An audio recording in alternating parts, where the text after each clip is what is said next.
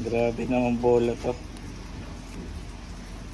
So ito yung nangyari sa bola niya mga master.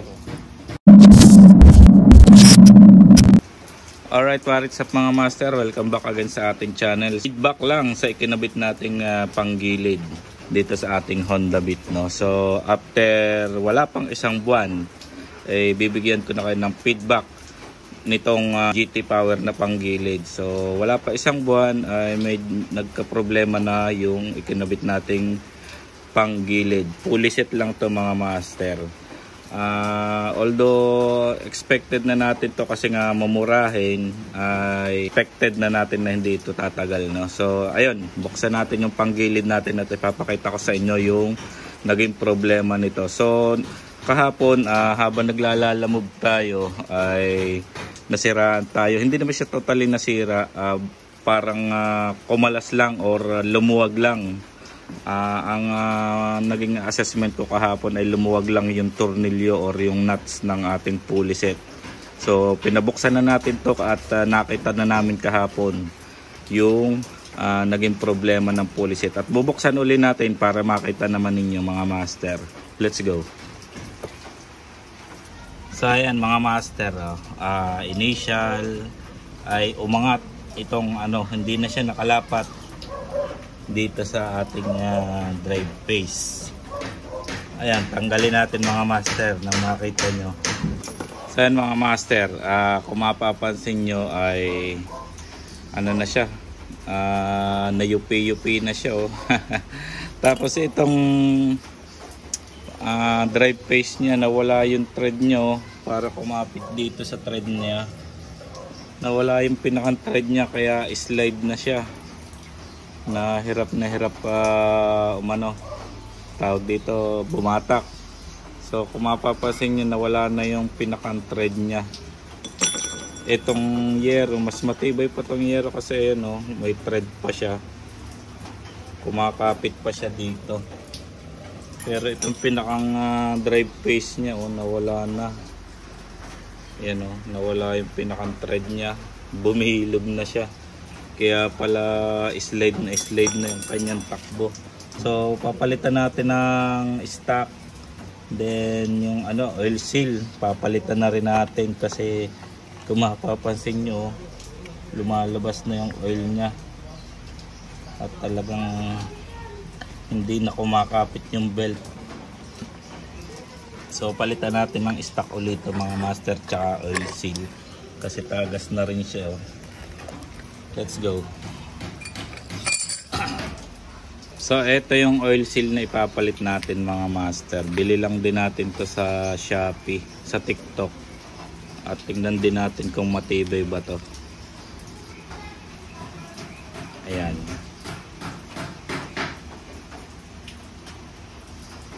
Mga master, may nakita ko, dumikit na yung bola niya. So natutunaw yung pinakang goma ng bola niya, no? So talagang hindi siya ganun katibay. Doon pa lang sa pagkakakita natin ng nakaraan bago ikabit natin to, sabi ko nga yung quality appearance niya ay hindi ganun katibay. At ayun, ito na nga yung nangyari. Hindi ko siya matanggal mga master, oh.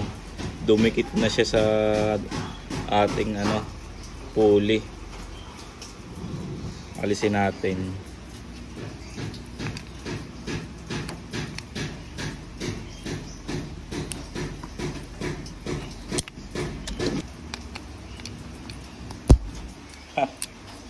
Grabe naman bola to. Ang nangyari sa bola na to. Grabe. Dumikit siya. So GT Pro mga master ang brand, iwasan yung bilhin.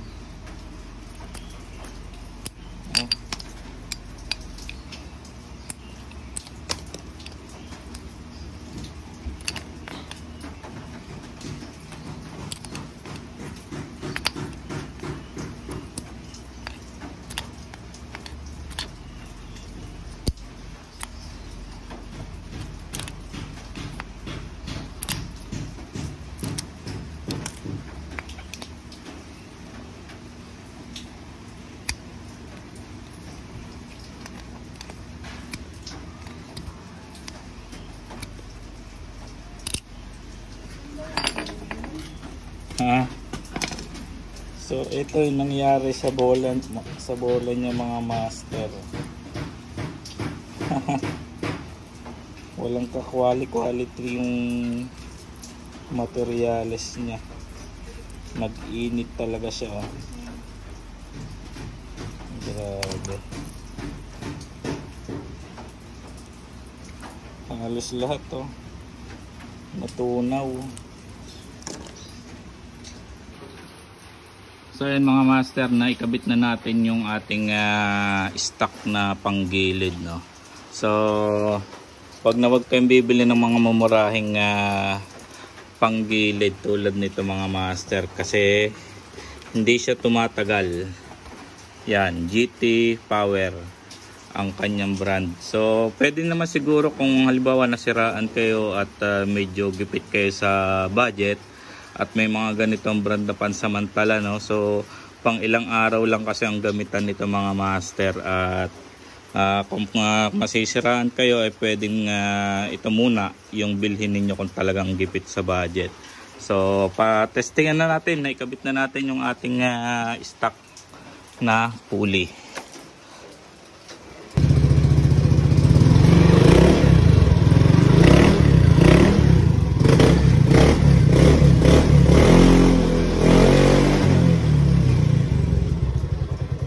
Ayos na. So hanggang dito na lang mga master, at sundan nyo yung mga video natin. Gagawin din natin ang tutorial, yung mga nakikita natin sa video na kulang ng isang bola, yung panggilid. So may napanood akong racer na yung mga gamit niyang bola ay 5 piraso lang, no? So susubukan din natin at gagawin din natin yung video yung mga ganon. Let's go.